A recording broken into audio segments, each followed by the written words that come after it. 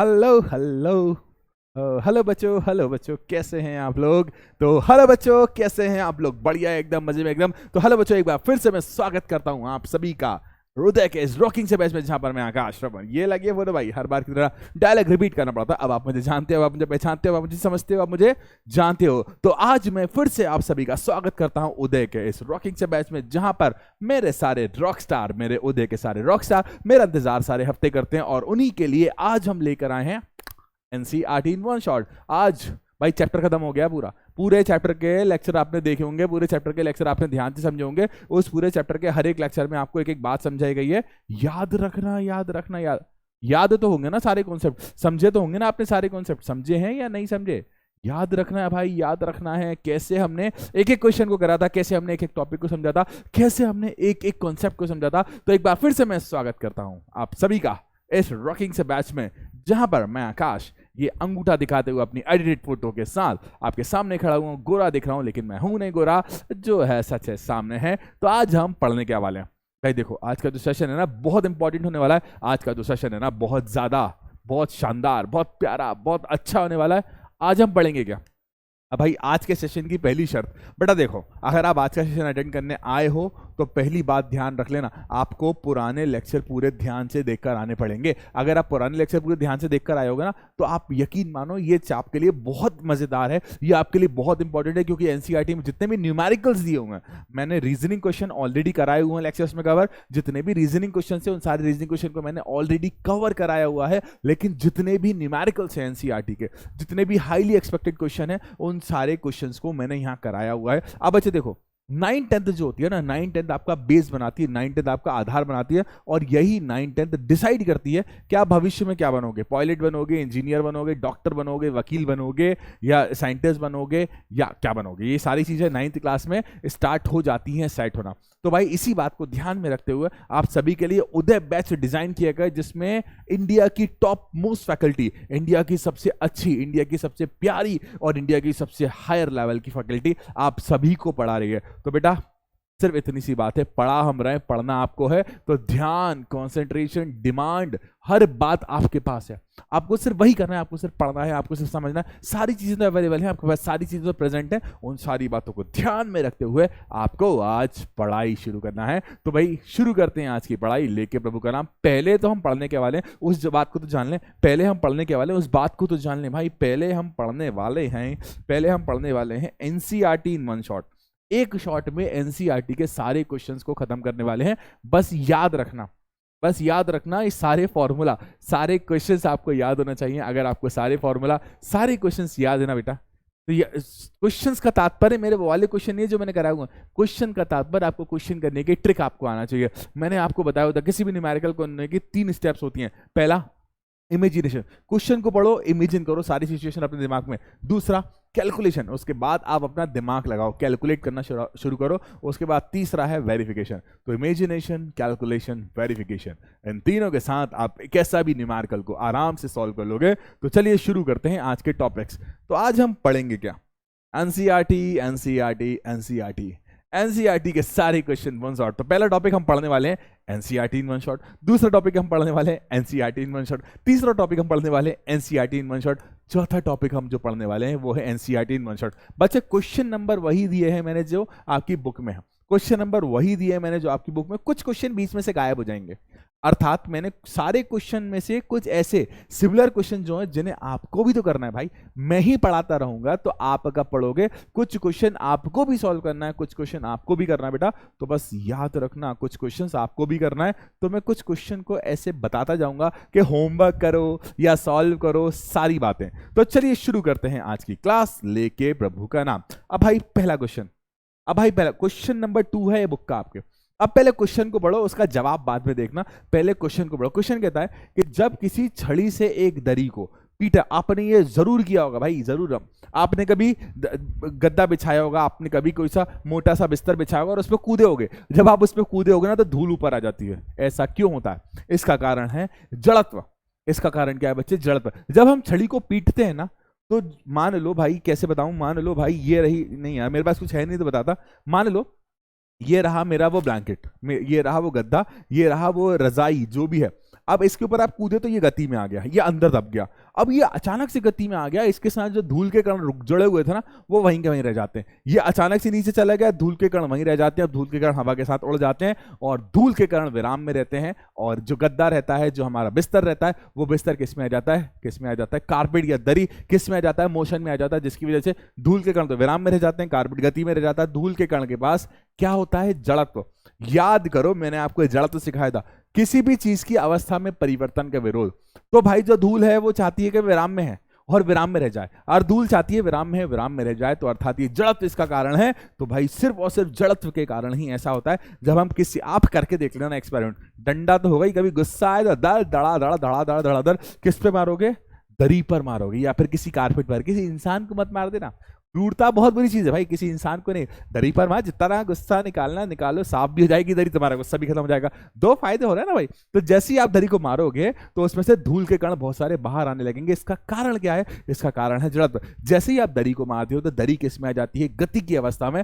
परंतु जो धूल है ना, जो डस्ट है ना, जो धूल के बारीक बारीक कण है ना, वो बारीक बारीक कण किस में रह जाते हैं, वो धूल के बारीक बारीक कण रह जाते हैं विराम में, जिस कारण से वो विराम में रह जाते हैं और धूल गति में, दोनों अलग अलग हो जाते हैं।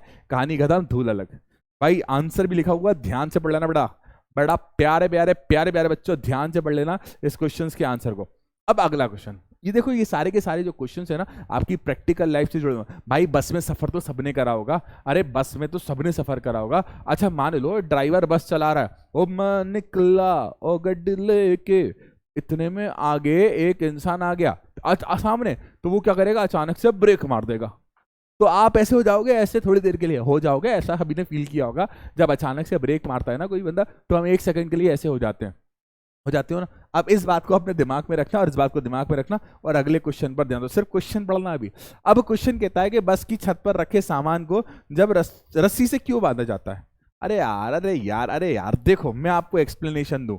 भाई वो जो ड्राइवर था ना, मस्त गाने चला रहा था, ओ मैं निकला गड्डी लेके, और गाने चलाते चलाते अचानक से सामने से एक कोई भी व्यक्ति आ गया, एक कोई भी स्पीड ब्रेकर आ गया, तो उस भाई साहब ने क्या लगा दिया, ब्रेक। तो आप क्या हो जाओगे, आगे हो जाते हो। ऐसा होता है। कारण मैं आपको बताऊं, आप बस पर सवार थे, आप बस के साथ गति में थे, आप बस के साथ किस में थे, गति में थे। उसी तरह से बस के ऊपर जो सामान रखा है, वो बस के ऊपर रखा हुआ सामान भी किस में है, गति में।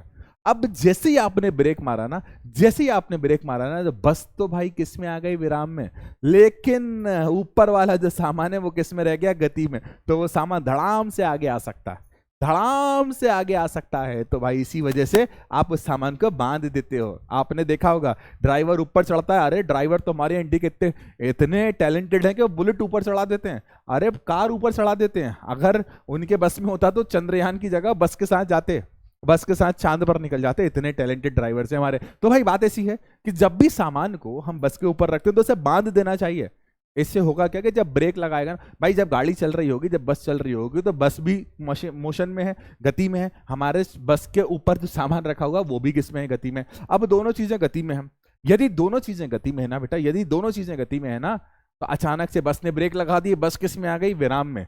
अब बस विराम में आ गई, लेकिन ऊपर का सामान गति में रह जाता है, वो आगे फेंक सकता है। इस वजह से हम क्या करते हैं, उस सामान को बांध देते हैं।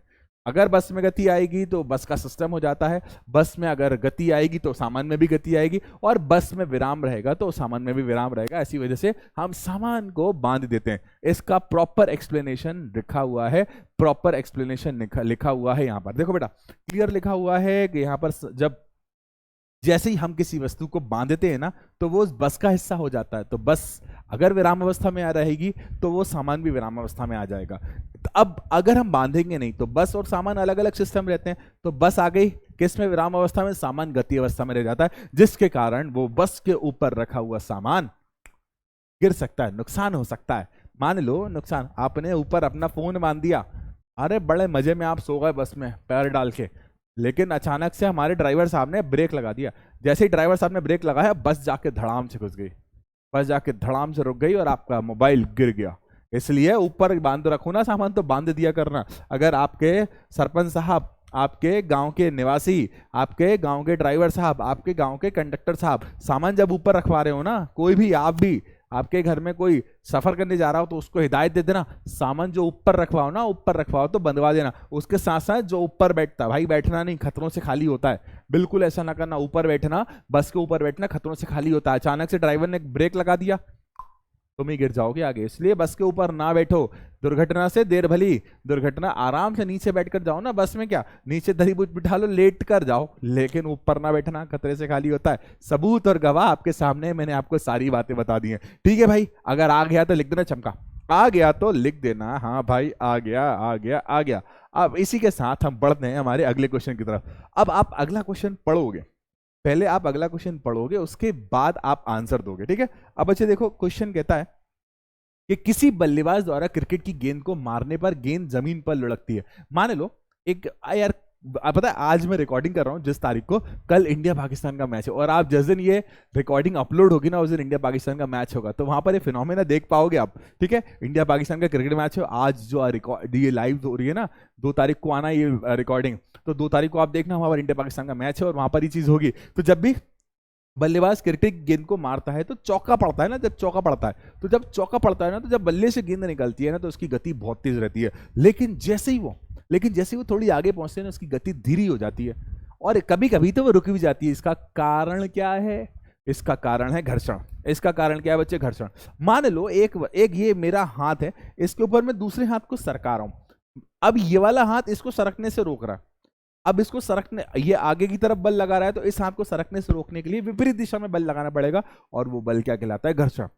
तो घर्षण इकलौता कारण है, घर्षण इकलौती वजह है, घर्षण इकलौता फिनोमेना है जिसकी वजह से वो जो गेंद होती है ना, वो गेंद क्या हो जाती है? रुक जाती है। और घर्षण बल, मान लो अगर गेंद इस दिशा में जा रही है तो घर्षण बल उस दिशा में लगेगा। मान लो गेंद अगर उस दिशा में जा रही है तो घर्षण बल उस दिशा में रखेगा। दोनों की दिशाएं कैसी होती हैं? एक दूसरे के विपरीत होती हैं। तो अगर गेंद इस दिशा में तो घर्षण बल विपरीत दिशा में लगेगा। अब हम ऑप्शंस पढ़ते हैं।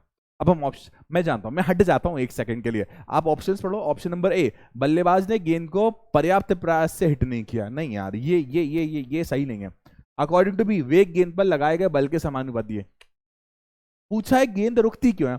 तीसरा, गेंद पर गति की दिशा के विपरीत एक बल कार्य कर रहा। हाँ, गेंद जब चल रही है ना, तो उसके विपरीत दिशा में एक बल काम कर रहा है, और उस बल का नाम क्या है? घर्षण। उस बल का नाम क्या है? घर्षण। इसका मतलब option number C is the right answer. Option number C कैसा आंसर है? सही जवाब है। अब हम बढ़ते हैं हमारे अगले क्वेश्चन की तरफ। बेटा, हर क्वेश्चन को करने से पहले मेरा आपसे निवेदन है, मेरी आपसे रिक्वेस्ट है, मेरी आपसे डिमांड है, यार इस क्वेश्चन को पहले पॉज करो। इस तरह के क्वेश्चन मैंने कई बार कराए हुए हैं, और इस तरह के क्वेश्चन अगर आपने पहले मेरी क्लास अटेंड करी हुई है ना, चुटकियों में कर दोगे, चुटकियों में। जितनी देर में मैं बोल रहा हूं ना, जितनी देर में अपना ज्ञान दे रहा हूं, जितनी देर में अपनी बकवास कर रहा हूं ना, उतनी देर में तुम्हें क्वेश्चन कर दोगे। पहले क्वेश्चन को पढ़ो। क्वेश्चन कहता है कि एक ट्रक विराम अवस्था में से किसी पहाड़ी से नीचे की ओर नियत त्वरण से लुढ़कना प्रारंभ करता है। लो भाई, एक ट्रक था जो पहाड़ी में खड़ा हुआ था। ड्राइवर साहब जो थे, पहाड़ी पे ट्रक को भाई चलाते चलाते मन करा चाय पी ले।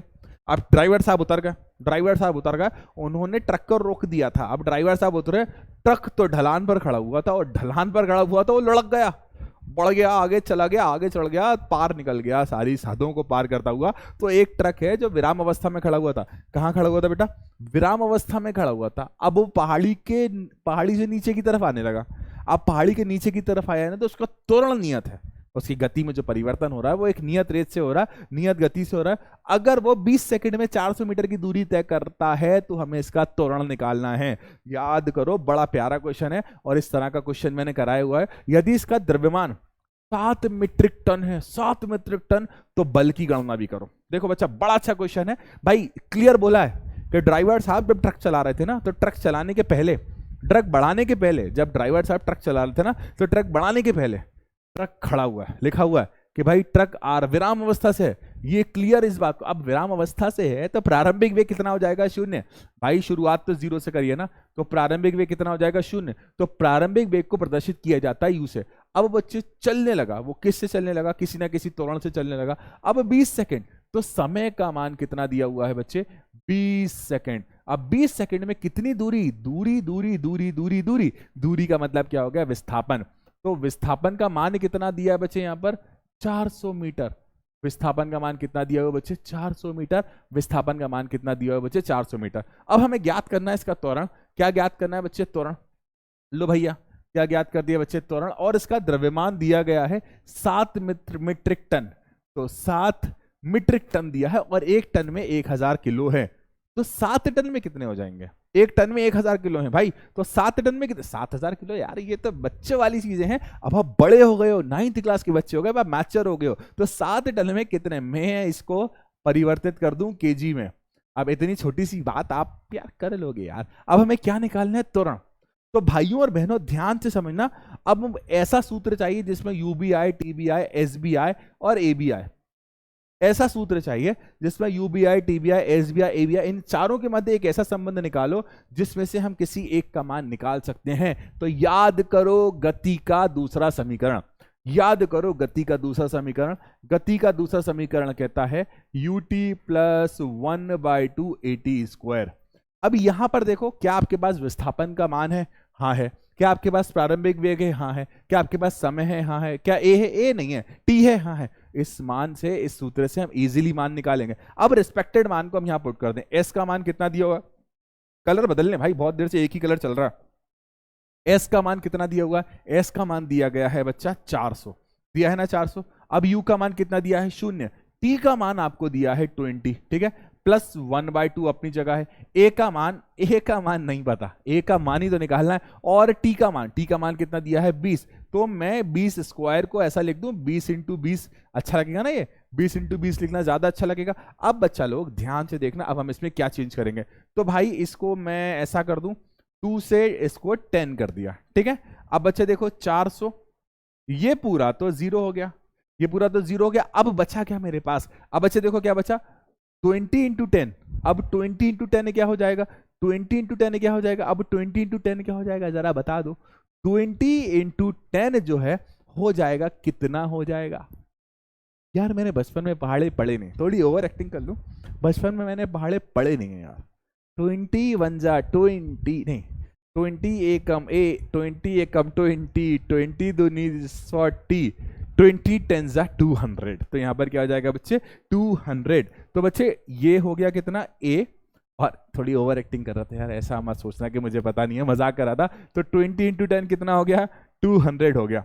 अब बच्चे 200 को नीचे ले आओ, तो 400 बटा 200, और ये क्या आ गया? ए।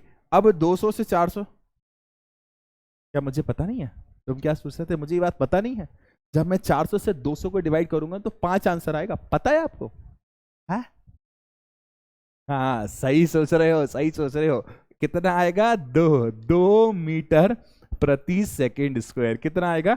2 मीटर। अब ये प्रति सेकंड स्क्वायर मैंने क्यों लगाया? अरे भैया याद करो, अरे भैया याद करो, त्वरण का मात्रक मीटर बटा सेकंड स्क्वायर होता। अब इसके साथ साथ इस पर बल कितना लग रहा है, बल ज्ञात करने के लिए मैं क्या न्यूटन का पहला नियम लगाऊं? मैं क्या न्यूटन का तीसरा नियम लगाऊं? क्या मैं न्यूटन का दूसरा नियम लगाऊं? न्यूटन का दूसरा नियम। कौन सा नियम लगाएंगे हम? न्यूटन का दूसरा नियम। न्यूटन का दूसरा नियम क्या कहता है कि भाई बल निकालना हो ना, तो सूत्र लगा दो, F = ma। m का मान कितना है बच्चा? 7000 किलो। और a का मान कितना है? a का मान है 2। आपने निकाला तो a का मान कितना है? 2। तो भाई 7000 दोनों कितना हो जाएगा? हाँ सही कह रहे हो, 7000 और 7000 14000। तो बल का मान कितना आ गया बच्चा? 14000 न्यूटन। बल का मान कितना आ गया बच्चे? 14000 न्यूटन। तो भाई ये आंसर बड़ा दमदार था, फोड़ के आओगे तुम लोग अगर एग्जाम में आया, और अपने आकाश सर का नाम रोशन करोगे। तो भाई अगर आ गया क्वेश्चन तो लिख देना चमका। देखो बड़ा सिंपल करा है क्वेश्चन हमने, बहुत सिंपल। अब अगले क्वेश्चन की तरफ बढ़ते हैं। ये तो ब्लैंक पेज है भाई, ये ब्लैंक पेज। चलो अगले क्वेश्चन की तरफ बढ़ते हैं। अगला क्वेश्चन कहता है, क्वेश्चन को पहले फील करो, क्वेश्चन को पहले समझो, क्वेश्चन की भावनाओं को जानो, क्वेश्चन को पहचानो। क्वेश्चन कहता क्या है? क्वेश्चन कहता है कि 1 किलोग्राम द्रव्यमान के एक पत्थर को 20 मीटर पर सेकंड के वेग से झील की जमी हुई सतह पर फेंक दिया। तो भाई आप बैठे हुए हो झील किनारे, गाने गा रहे हो झील किनारे के, मेरा दिल है पुकारे आजा, गाने गाते गाते आपका मन हुआ, गुस्सा आ गया, आपने एक पत्थर उठाया और झील पर दे दिया, और झील पूरी बर्फ की जमी हुई है। झील पूरी काहे की हो गई? जम गई, ठंड पड़ रही है। झील ने स्वेटर नहीं पहना, झील ने स्कार्फ नहीं बांधा, झील को ठंड लगी, तो झील क्या हो गई? जम गई। अब आपने दिया उस पर एक पत्थर मिलाकर, तो पत्थर का वजन कितना था, आपने जिस पत्थर को मारा ना उस पत्थर का वजन कितना था बच्चे, उस पत्थर का द्रव्यमान आपने कितना लिया है 1 kg। कितना लिया हुआ बच्चे 1 kg, और उस पत्थर को मारा है 20 मीटर प्रति सेकंड के वेग से। तो यार आपने जब फेंका ना तो उस फेंकने के दौरान आपका जो वेग था वो प्रारंभिक वेग हो जाएगा पत्थर के लिए, मतलब जो पत्थर का वेग है वो प्रारंभिक वेग हो जाएगा, और कितना हो जाएगा 20 मीटर प्रति सेकंड। अब पत्थर 50 मीटर दूर, बहुत तेजी में मारा था आपने, अरे बहुत तेजी में मारा था, पत्थर कितनी दूरी पर चला गया 50 मीटर की दूरी पर चला गया। तो एस मतलब विस्थापन कितना हो गया बच्चे 50 मीटर, विस्थापन कितना हो गया 50 मीटर। अब भाई पत्थर और बर्फ के मध्य लगने वाले घर्षण बल की गणना करो, बड़ा अच्छा क्वेश्चन है। पत्थर जब आगे जा रहा था ना, पत्थर जब आगे जा रहा था ना तो बर्फ उसे पीछे फेंक रहा था।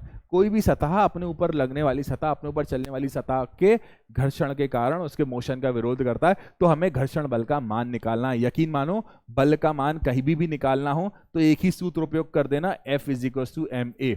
ठीक है, अब एम आपके पास है, हाँ भाई ए एम, तो क्या आपके पास ए है, नहीं है, आपको ए चाहिए, तो हम पहले क्या निकालेंगे ए। तो बच्चा देखो ध्यान से, ए को निकालने का बड़ा साधारण सा तरीका है। कैसे निकालेंगे बच्चा, सूत्र, अब बच्चे एम है, यू है, और पत्थर रुक जाता है, पत्थर रुक जाता है तो पत्थर का अंतिम वेग, पत्थर का अंतिम वेग, भाई पत्थर ने चलना शुरू करा यू वेग से और चलकर रुक गया, उसका अंतिम वेग क्या हो गया 0। अब भाई यू एस और वी के मध्य एक ऐसा संबंध निकालो जिसमें ए बी आ जाए। तो गति का तीसरा समीकरण, v² बराबर u² प्लस 2as, यही होता है ना, v² = u² प्लस, अब v का मान तो 0 है। अरे u का मान, अरे u का मान कितना है 20 का स्क्वायर अर्थात 20 × 20 प्लस 2। a का मान तो हमको ज्ञात करना है और s का मान 50 है, 50 ही है ना। अब भाइयों और बहनों 20 × 20, 2 दूनी 4 हो गया 400। याद था फॉर्मूला, मुझे याद थी वैल्यू, मैं तो ऐसे ही मजे ले रहा था। अब देखो प्लस 50 × 2, जब मैं 50 का 2 से गुणा करूंगा, जब मैं 50 का 2 से गुणा करूंगा, हाँ जो सोच रहे वही आएगा 100A। कितना आएगा 100A। इसको उठाकर यहाँ ले आइए या फिर 400 को उठाकर यहाँ ले आइए, यहाँ 0 चल रहा है ना बेटा, तो मैं 100A को यहाँ ले आता हूँ तो माइनस का 100A हो जाएगा बेटा, और यहाँ पर क्या चल रहा है 400। ठीक है, तो यार A का मान क्या आ रहा है 400 बटा माइनस का 100। ठीक है, तो 0 से 0 कैंसिल, तो A का मान कितना बच रहा है बच्चे माइनस का 4। अब बच्चे ए माइनस में आया हुआ है, इसका मतलब है ए की जो दिशा है वो विस्थापन की दिशा के विपरीत है। ए की जो दिशा है, त्वरण की जो दिशा है, विस्थापन की दिशा के विपरीत है, इसीलिए इसे मंदन भी कहा जाता है। क्या कहा जाता है, मंदन। ठीक है, अब मुझे क्या निकालना है घर्षण बल। अब हम किसके लिए मेहनत करेंगे बच्चा, अब हम मेहनत करेंगे घर्षण बल के लिए। किसके लिए मेहनत करेंगे बच्चा, घर्षण बल के लिए। तो एफ अपनी जगह है, m का मान तो आपको 1 दिया हुआ है और a का मान आपने यहां से निकाला हुआ है माइनस का 4। 1 का गुणा जब मैं माइनस के 4 से करूंगा तो आंसर कितना आएगा, F = -4 न्यूटन। लो भैया, लो मेरे भैया, लो मेरे प्यारे बच्चों, आ गया, बोलो चमका, जल्दी से लिख डालो इस बात को, जल्दी से लिख डालो, लकीर बना लो अपनी जिंदगी में, अपनी जिंदगी में पत्थर की लकीर बना लो कि इस तरह का क्वेश्चन आएगा हम चुटकियों में कर देंगे। अगर तुमने इस तरह के क्वेश्चन को चुटकियों में कर दिया और सही जवाब लाया, तभी मेरी इतनी मेहनत को मैं सक्सेस मानूंगा, तभी मैं अपनी इतनी मेहनत को सफल मानूंगा। तो इसी के साथ हम बढ़ते हैं हमारे अगले क्वेश्चन की तरफ। पहले तो आप हमेशा क्या करा करो बेटा, क्वेश्चन को पहले पॉज करो। देखो मैं साइड में खड़ा हो जाता हूँ, ऐसे खड़ा हो जाता हूँ, पॉज कर लो। हाँ, अब मैं सामने हंसता हुआ आपको दिखूंगा ना, जब आप पॉज करोगे ना तो उससे सॉल्व करने की कोशिश करना। देखो हर क्वेश्चन को हम सॉल्व कर रहे हैं हर तरीके से। अब बच्चे सुनना, एक 8000 किलोग्राम द्रव्यमान का रेल इंजन प्रति 2000 किलोग्राम द्रव्यमान वाले 5 डिब्बों को सीधी पटरी पर खींचता है। तो भाइयों और बहनों मैं डायग्राम ड्रॉ करता हूं। तो ये एक ट्रेन है, ठीक है, ये एक ट्रेन है, ये ट्रेन का इंजन है। क्या है ये ट्रेन का इंजन, टायर है भाई, टायर भी तो बनेंगे। ये ट्रेन का इंजन है, इसका वजन कितना दिया हुआ है, इसका वजन हमें दिया हुआ है 8000। कितना दिया हुआ है 8000 kg। ठीक है, अब ये भाई साहब, ये जो डब्बा भाई साहब है ना, ये डब्बा भाई साहब क्या कर रहे हैं, कितने रेल इंजन प्रति 2000 5 डब्बों को खींच रहे हैं। तो 1 डब्बा, ठीक, 2 डब्बा, 3 डब्बा, 4 डब्बा, 5 डब्बा, तो और हर एक का कितना दिया होगा बच्चे 2000।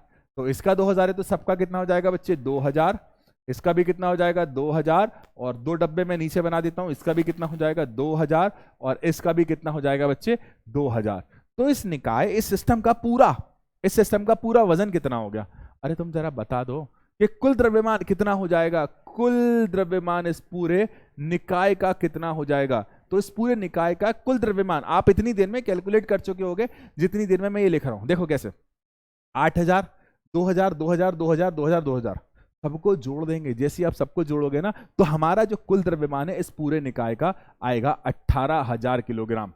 आया 18000 किलोग्राम। अब 18000 किलोग्राम आया तो यदि इंजन कितने 40000 न्यूटन का बल लगा रहा है इन 5 डब्बों को खींचने के लिए, इंजन कितना बल लगा रहा है बच्चे? बल कितना लगा रहा है? 40000 न्यूटन का बल आरोपित कर रहा है। यदि पटरी 5000 न्यूटन का बल आरोपित कर रही है, बड़ा अच्छा क्वेश्चन है यार बेटा, सुनना ध्यान से। इंजन यहां जा रहा है, इंजन यहां जा रहा है, इंजन यहां नहीं यार, जिस डायरेक्शन में ट्रेन है वहां बना लेते हैं। इंजन यहां जा रहा है, इंजन यहां जा रहा है। अब पटरी पर जो टायर रखा हुआ है, पटरी पर आपने देखा होगा टायर रखा होता है, तो पटरी उस इंजन को वापस भेजने के लिए एक बल लगा रही है। तो इंजन यदि इस दिशा में जा रहा है, इंजन यदि इस दिशा में जा रहा है तो पटरी उसे वापस भेजने के लिए विपरीत दिशा में, इंजन की दिशा ये है और पटरी वापस दिशा में भेजने के लिए, वापस दिशा में इसके मोशन को रोकने के लिए, इसकी गति को रोकने के लिए एक बल लगा रही है।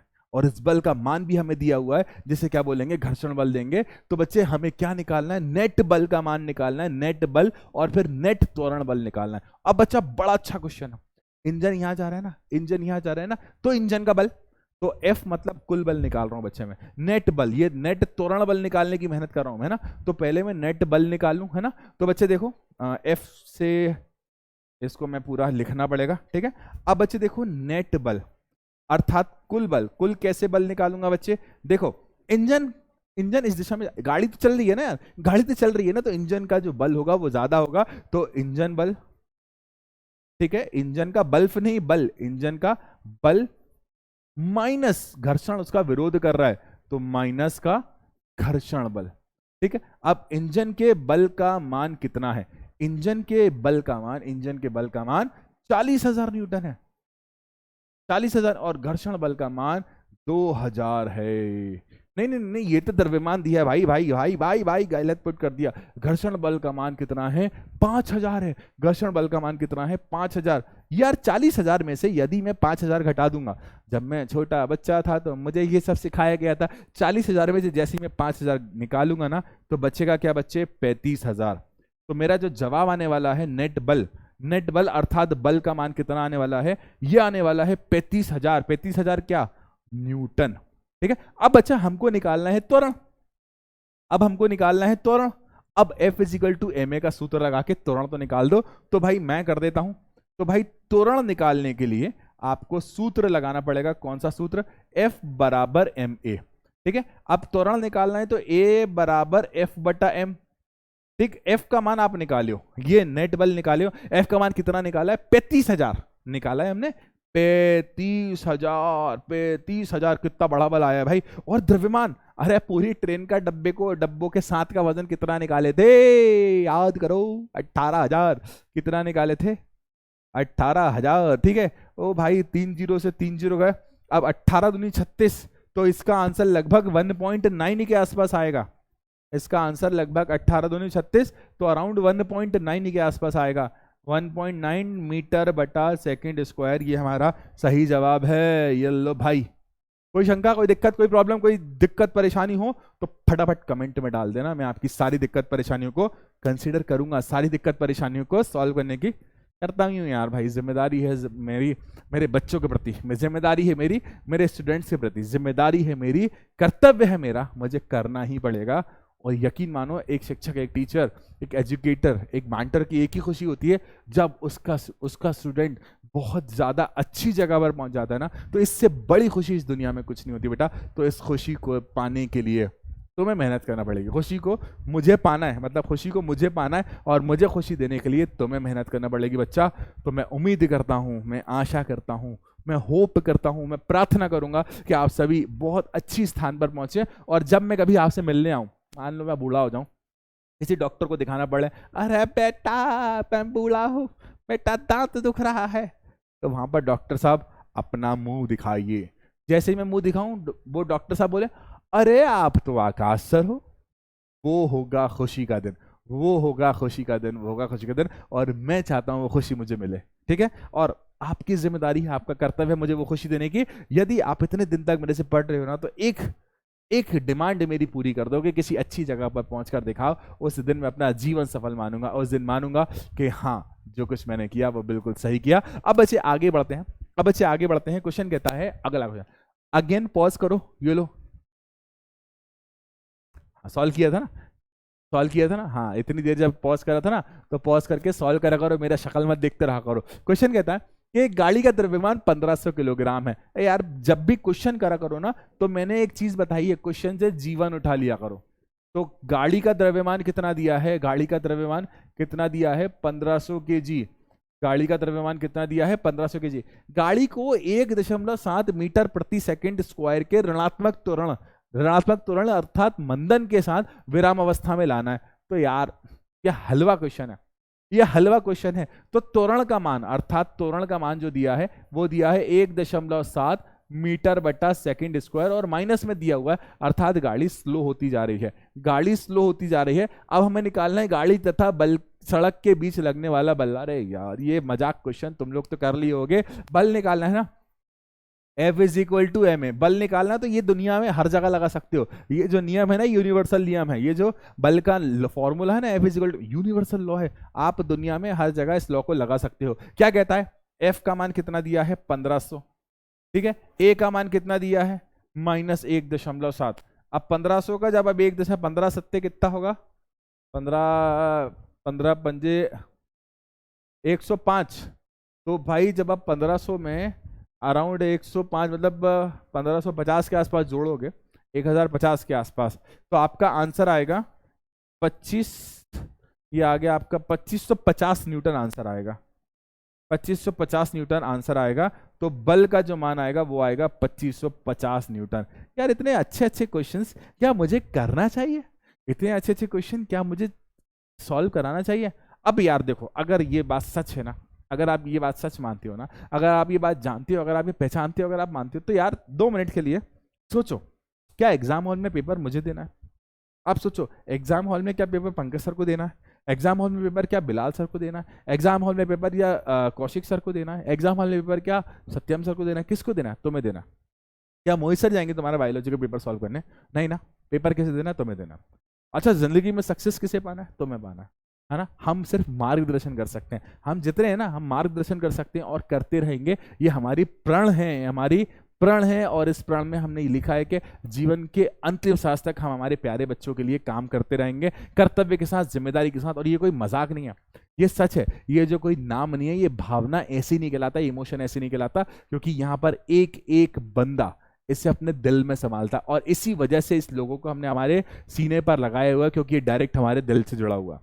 तो बच्चे यहाँ पर सिर्फ एक भाव चलता है कि बच्चे को आना चाहिए, बच्चे को चीजें समझ आना चाहिए। और यकीन मानो, अगर आपको सारी चीजें समझ आ जाती है ना, तो जो दिल को खुशी मिलती है ना, इस नाम के साथ दिल को जो खुशी मिलती है ना, उस खुशी की ही तलब है हमें, उस खुशी की डिमांड है हमें, और वही खुशी हमारी जिंदगी का सुकून है बच्चे। तो अगर ये बात आप मानते हो ना, तो बच्चे सेल्फ स्टडी जरूर करो, क्योंकि self study is only way the success. Self study ही आपको सक्सेस के मार्ग पर पहुंचाएगी। भाई आपने लेक्चर देख लिया ना, आप लेक्चर देखने के पहले भी किताब से टॉपिक पढ़ कर आया करो, लेक्चर देखने के बाद भी वो सारे टॉपिक किताब से पढ़ा करो। अगर आपने ये 3 स्टेप फॉलो कर ली, पहला लेक्चर के पहले बुक से टॉपिक पढ़ना, लेक्चर में उस टॉपिक को समझना, लेक्चर के बाद उन सारे क्वेश्चन को सॉल्व करना, तो यकीन मानो ऐसा कोई क्वेश्चन नहीं होगा सेम टॉपिक का जो आप कभी सॉल्व ना कर पाओ। बस इतना सा आप कर लो यार, आप एक कंसिस्टेंसी तो बनाओ, आप एक नियमितता तो बनाओ, हर क्वेश्चन को आप आराम से करोगे और हर एग्जाम आप फोड़ोगे। बस इकलौता सक्सेस मंत्र है, उस सक्सेस मंत्र को अपना कर चलना। इसी के साथ हम बढ़ते हैं हमारे अगले क्वेश्चन की तरफ।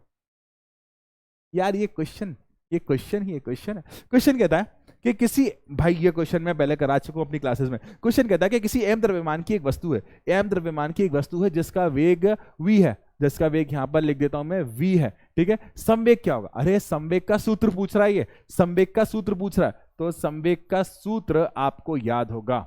संवेग का सूत्र जिस जिसको याद है कमेंट में लिख देना, हाँ मुझे संवेग का सूत्र याद था। संवेग का सूत्र क्या होता है? संवेग का सूत्र होता है द्रव्यमान गुणा में वेग। संवेग का सूत्र क्या होता है? द्रव्यमान गुणा में वेग, यही होता है ना संवेग का सूत्र। अब संवेग को अंग्रेजी में कहा जाता है मोमेंटम, तो इसी वजह से इसे पी से प्रदर्शित करते हैं, एम से नहीं करते, पी से। अब द्रव्यमान को अंग्रेजी में कहा जाता है मास और वेग को क्या कहा जाता है? वेलोसिटी। ये लो संवेग का सूत्र आ गया। अब मुझे जल्दी से आंसर देख लो और जल्दी से कमेंट में आंसर देकर बता दो, ए सही है, बी सही है, सी सही है या डी सही है?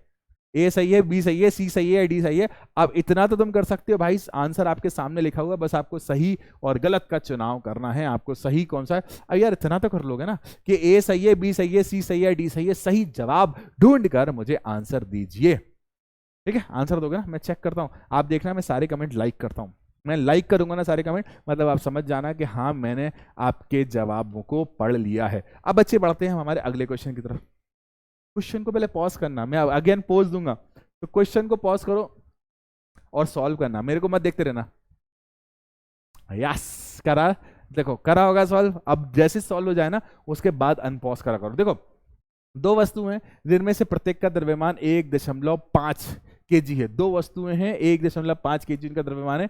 एक सीधी रेखा में एक दूसरे के विपरीत दिशा में गति कर रही है। टकराने के पहले प्रत्येक का वेग 2.5 मीटर पर सेकंड था। टकराने के पश्चात यदि एक दूसरे से जुड़ जाती है तब उनका सम्मिलित वेग क्या होगा? बहुत अच्छा क्वेश्चन है और ये संवेग संरक्षण के सिद्धांत पर आधारित क्वेश्चन है। संवेग संरक्षण के सिद्धांत याद करो। संवेग संरक्षण का सिद्धांत कहता है कि टकराने के पहले जितना वेग, टकराने के बाद उतना वेग। अब भाई देखो अपन एक इसको डेमो करके देखते हैं। मान लो दो वस्तुआं हैं, लिखा हुआ है ना, ये दो वस्तुआं 1.5 किलो की है। ये दोनों एक दूसरे के साथ आ रही हैं, एक दूसरे की तरफ आ रही हैं विपरीत दिशा में, मतलब एक की दिशा ये है तो एक की दिशा है, तो दोनों वस्तुएं एक दूसरे की विपरीत दिशा में आ रही है, आ रही हैं, आ रही हैं। भाई तुम लोग अपने दोस्त की तरफ भागो और दोस्त तो तुम्हारी तरफ भागे, तो आपके गति की जो दिशा विपरीत हुई ना, आपके गति की दिशा क्या हुई? विपरीत हुई। भाई ये लो हाथ, ये लो, हाथों की दिशा विपरीत है, हाथों की दिशा विपरीत है, और जब विपरीत दिशा में गति करी तो दोनों से टकराएंगी भी।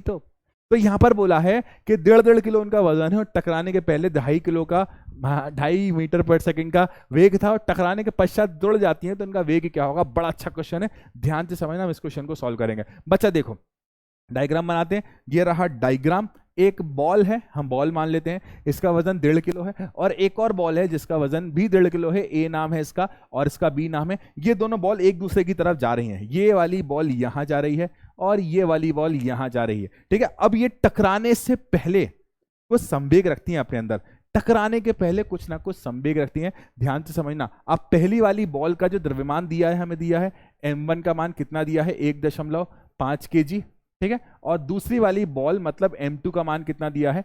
1.5 kg। तो एक बॉल है जिसका द्रव्यमान इस वाली का 1.5 है और इस वाली का 1.5 है। अब ये दोनों एक दूसरे की तरफ बढ़ रही हैं, दोनों एक दूसरे की तरफ बढ़, अभी टकराई नहीं है। टकराने के पहले उनका जो वेग था कितना था? 2.5 मीटर पर सेकेंड। तो बच्चे प्रारंभिक वेग कितना है बच्चा? 2.5 मीटर प्रति सेकंड पहली वाली का, और उसी तरह से दूसरी वाली का प्रारंभिक वेग कितना है? 2.5 मीटर प्रति सेकंड। अब ये हम कुल संवेग की गणना करेंगे, कुल संवेग टकराने के पहले, टकराने के पहले। तो संवेग, ठीक है, कैसे निकालेंगे? पहले का, टकराने के पहले का संवेग हम निकाल रहे हैं बच्चे, कब का? टकराने के पहले का। तो संवेग पहले वाले सिस्टम का निकालें हम, पहले वाली गेंद का निकालें, तो उसका द्रव्यमान क्या है? m1, और इसका वेग क्या है? u1, यही नाम दिए थे ना। अब दूसरे वाले का देखो, दूसरे वाले का द्रव्यमान द्रव्यमान द्रव्यमान क्या है? m2, ठीक है, और इसका वेग क्या है? u2। अच्छा, इतनी देर में आप कैलकुलेशन कर सकते हो, इतनी देर में आप कैलकुलेशन कर सकते हो बेटा, इतनी देर में आपको सारी बातें समझ आ जाएंगी, आप सारे कैलकुलेशन को कर लोगे, कर लोगे, कर लोगे। क्या कहते हो यार? m1 u1 m2 u2 का मान पुट नहीं कर सकते? तो बच्चा देखो m1 का मान, m1 का मान कितना है? 1.5, ठीक है। अब u1 का मान कितना है? u1 का मान कितना है? 2.5 प्लस m2 का मान कितना है? 1.5 और u2 का मान कितना है? 2.5। तो बच्चा जब आप इसे सॉल्व करोगे ना, तो 1.5 इंटू 2.5 प्लस 1.5 इंटू 2.5, तो इसका जो कुल वेग आएगा वो आएगा, मैं डायरेक्टली कर दूं क्या ऐसे? ठीक है, इसका जो कुल मान आएगा, अच्छा एक गड़बड़ मुझसे हो गई बेटा, ये विपरीत दिशा में है ना, तो वेग माइनस में लेना, मैं जब भी थोड़ा सा कंफ्यूज हो रहा था। विपरीत दिशा में ना तो वेग 1 हमें माइनस में लेना पड़ेगा। तो क्योंकि वेग एक सदिश राशि है तो ये क्या हो गया बच्चे 2.5। ठीक है, अब अच्छा देखो कोई दिक्कत नहीं। ठीक, अब बच्चा ये दोनों बॉल टकरा गई। जैसे ही दोनों बॉल एक दूसरे से टकरा गए ना, ये जैसे ही एक दोनों बॉल एक दूसरे से टकरा गई तो ये जुड़ गई। क्लियर लिखा हुआ है कि टकराने के पश्चात यदि एक दूसरे से जुड़ जाती हैं तो अब टकराने के बाद की बात करेंगे। किसकी बात करेंगे? टकराने के बाद। ठीक है, कब की बात करेंगे बच्चा? टकराने के बाद की। तो टकराने के बाद इनका जो द्रव्यमान है ना वो कैसा हो जाएगा? m1 plus m2। और द्रव्यमान एक दूसरे से जुड़ गया है तो इनका वेग कितना हो जाएगा? v। वेग कितना हो जाएगा? v। हमें इस v का मान ही निकालना है। इनका सम्मिलित वेग क्या होगा? अब यहां पर संवेग संरक्षण का नियम हम अप्लाई करने वाले हैं। इस संवेग संरक्षण के नियम के आधार पर हम इस क्वेश्चन को करने वाले हैं। क्वेश्चन को सुनना, क्वेश्चन को समझना, क्वेश्चन को जानना, आपको सारी बातें समझ आ जाएंगी। अब बच्चे देखो, संवेग टकराने के पहले का, संवेग पहले का संवेग संरक्षण का नियम लगा रहा हूं मैं, किसके बराबर हो जाएगा बच्चे? संवेग किसके बराबर? बाद का। संवेग पहले का बराबर संवेग बाद का। तो संवेग पहले का संवेग क्या है? ये लिखा हुआ, मैंने यही की यही वैल्यू रख देना है। वैल्यू क्या है बच्चा? 1.5 इंटू 2.5। ठीक है, अब प्लस माइनस माइनस हो गया तो माइनस 1.5 इंटू में 2.5 इज इक्वल टू संवेग बाद का। तो बाद का द्रव्यमान कितना हो गया था? m1 plus m2। तो इसका द्रव्यमान कितना था? 1.5 और इसका द्रव्यमान कितना था? 1.5। तो 1.5 और 1.5 कितना हो गया बच्चे? 3। और साथ ही साथ वेग क्या हो गया? v। अब यार इससे ये पूरा कैंसिल हो गया तो 3v का मान कितना आ गया? 0। तो v का मान कितना हो गया बच्चे? 0। अर्थात दोनों सिस्टम जब एक दूसरे से टकराएंगे, यदि वो एक दूसरे से सम्मिलित हो गए तो वो एक दूसरे से विराम की स्थिति में आ जाएंगे। अर्थात उनका वेग कितना हो जाएगा? 0 हो जाएगा।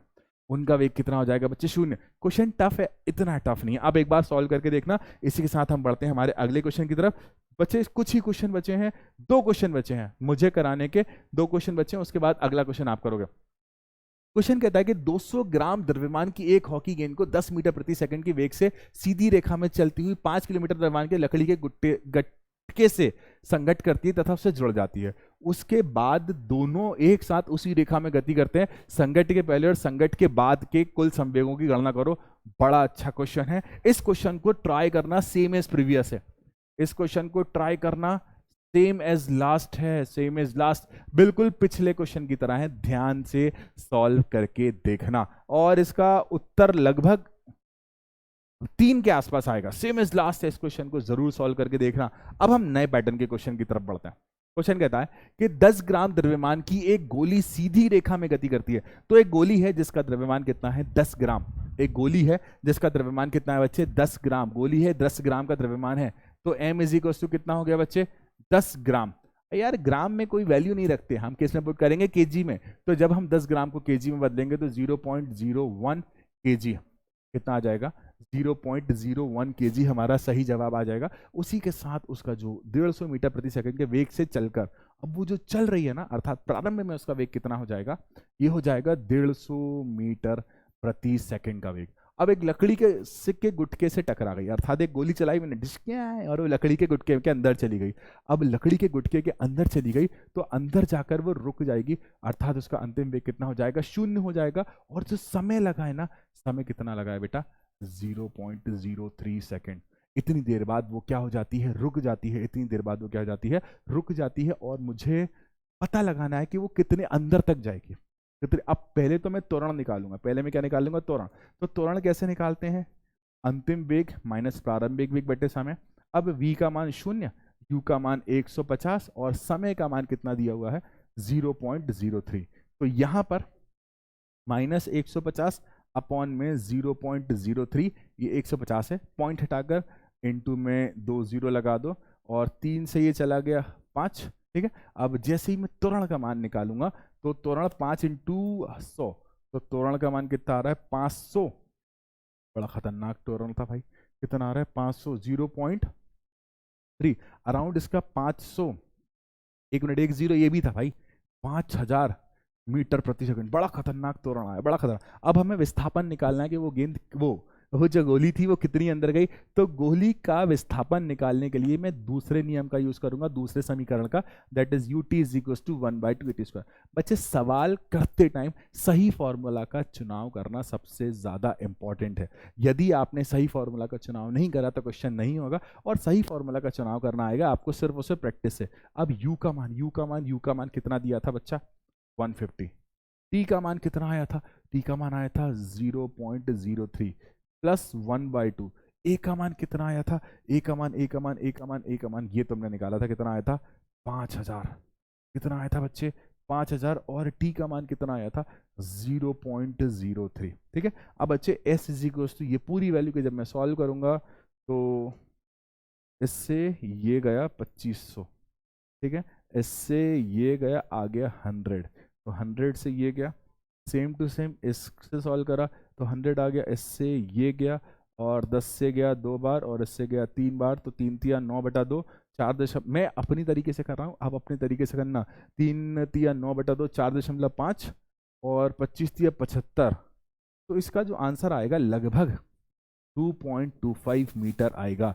अब भाई ज़्यादा घबराना मत, आप जिस मेथड से इसे सॉल्व करना चाहते हो, मतलब जिस कैलकुलेशन वाले मेथड से आप इसे करना चाहते हो, आप उसे उस तरीके से सॉल्व करना। और इसका सही जवाब कितना आएगा बच्चे, सही जवाब आएगा 2.25 मीटर। मतलब वो जो गोली थी ना वो कितना चली है, 2.25 मीटर चली है, और उसके बाद वो रुक गई है। ठीक है बच्चा, अब इसे करके देखना आप। ठीक, इसे आप करके देखना, बड़ा अच्छा क्वेश्चन है। मैं इसको कर दूं मीटर।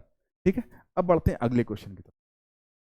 क्वेश्चन कहता है कि एक 10 किलोग्राम द्रव्यमान की घंटी 80 सेंटीमीटर की ऊंचाई से फर्श पर गिरी है। पहले डाटा लिखते जाओ, डाटा कहता है कि एक 10 किलोग्राम द्रव्यमान, m का मान कितना है बच्चा, 10 किलोग्राम द्रव्यमान की घंटी, अच्छा 10 किलोग्राम द्रव्यमान की 80 सेंटीमीटर की ऊंचाई से गिरी है। अब यार ऊंचाई से गिरी है तो प्रारंभ में किसी ने होल्ड किया होगा, तो उसका प्रारंभ का जो वेग होगा वो कितना हो जाएगा, 0 हो जाएगा। और उसने कितनी 80 सेंटीमीटर की ऊंचाई से गिरी है, तो जो ऊंचाई है वो कितनी दी है, 80 सेंटीमीटर। और ये ऊंचाई किसके बराबर हो जाएगी बच्चे, विस्थापन के। और विस्थापन दिया 80 यार 80 सेंटीमीटर किसी काम का नहीं है, हमें इसे मीटर में बदलना पड़ेगा। तो इसका आंसर हो जाएगा 0.8 मीटर। मैंने डायरेक्टली कर दिया यार, अब आपको ये चीजें आती हैं। ठीक, अब इस अवस्था में घंटी द्वारा फर्श पर स्थानांतरित संवेग के मान की गणना करें। अरे यार संवेग निकालना है, संवेग निकालने के लिए आपको अंतिम वेग निकालना पड़ेगा। क्या निकालना पड़ेगा बच्चे, अंतिम वेग। अब देखो अंतिम वेग कैसे निकालेंगे, mv/s, ऐसा सूत्र। m तो हम कुछ कर नहीं सकते, ऐसा सूत्र निकालो जिसमें u भी आए, h भी आए, और त्वरण का मान। और भाई गिर रही है ना वस्तु, जब गिरती है ना तो त्वरण हो जाता है g, और इसका मान 10 मीटर प्रति सेकंड पुट कर दो, 10 मीटर प्रति सेकंड स्क्वायर ये पुट कर दो। अब गति का जो समीकरण है वो क्या है, v² is equal to u² plus 2gs।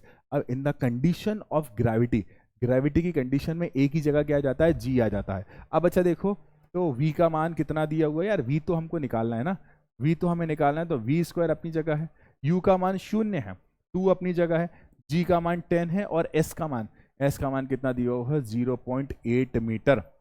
तो 8 दूनी 16, तो जो v² का मान आने वाला है, देखो बच्चा 0.8 का मल्टीप्लाई करा 10 में, तो 8 हो गया, 8 दूनी 16, कितना आने वाला है 16। तो v का मान √16, तो v का मान कितना आ गया, 4 मीटर।